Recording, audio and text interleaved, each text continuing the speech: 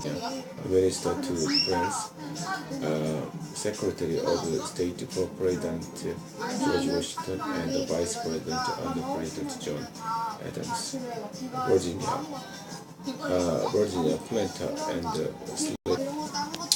Jefferson often wrote to his friends about how he most wanted to retire from public service and return to his home in Virginia. In the 1760s, he designed a house on a hilltop he called Monticello. The word means little mountain in Italian. Jefferson spent most of his life changing and improving the house. He hired dozens of women to build it. He also put some of his slaves to work on it. During his life, Jefferson owned about 600 slaves. That means about 130 lived on Monticello at any time. They worked in Jefferson's house, tobacco and wheat harvest, and inspection projects such as making cabinets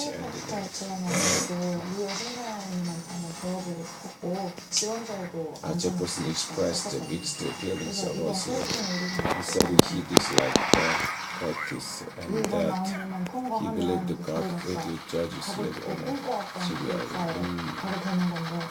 In 1782, he wrote, "Indeed, I tremble for my country when I report that that is just cannot sleep forever." And that because many people pointed out that Jefferson himself wrote in the Declaration of Independence, all men are created equal, yet Jefferson did not use his power to end slavery. He expected the future generations would permit slavery in the United States to end slavery. Jefferson's words and actions on slavery are contradictory.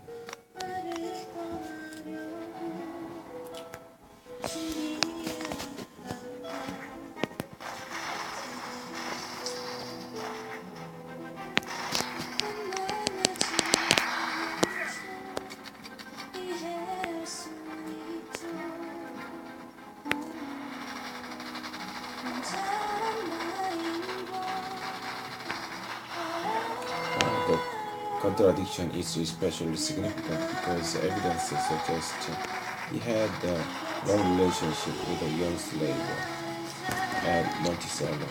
Her name was Sally Hemings. Most historians now believe what the Hemings family has said all along. Jefferson was the father of Sally Hemings' 6 children of the presidential candidate election of 1800. Thomas Jefferson left Monticello to become the country's third president. The election of 1800 was important for several reasons. First, it resulted in a strange situation.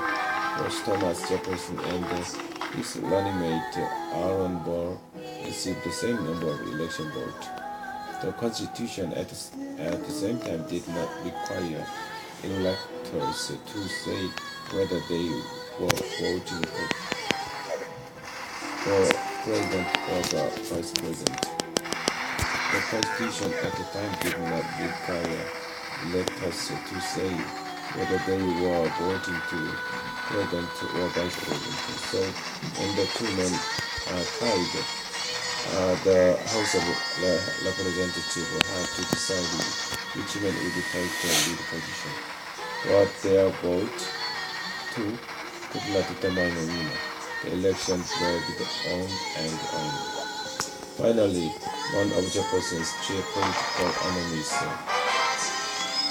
Alexander Hamilton, decided that Jefferson was the lesser of the two.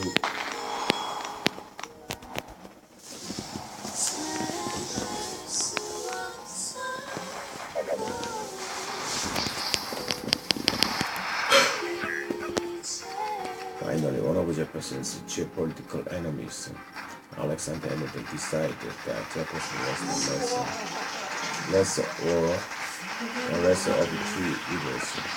In other words, he did not like did not like either candidate, but decided Jefferson was the better choice.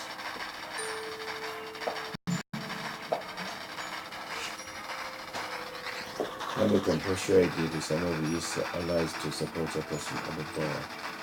After 6 days and his 36th vote, the House of Representatives gave the presidency to Jefferson. The strange legislation provocative of change to the Constitution. The Fearless Amendment clarifies how the President and the Vice President are chosen. The election of 1800 was also important because it was a break from the earlier administrations. The first two presidents, George Washington and John Adams, were Federalists.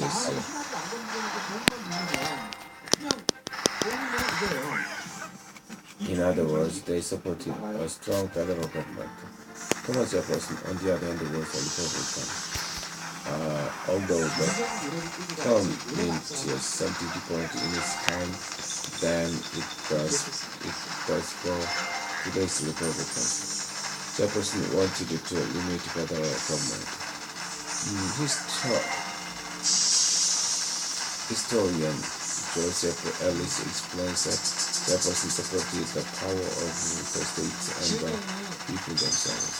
So in some senses, he's going to the federal government as part of it to say we are not going to do anything. Our job is to get out of the way and to allow the citizens of the republic to pursue their happiness without the interference of any federal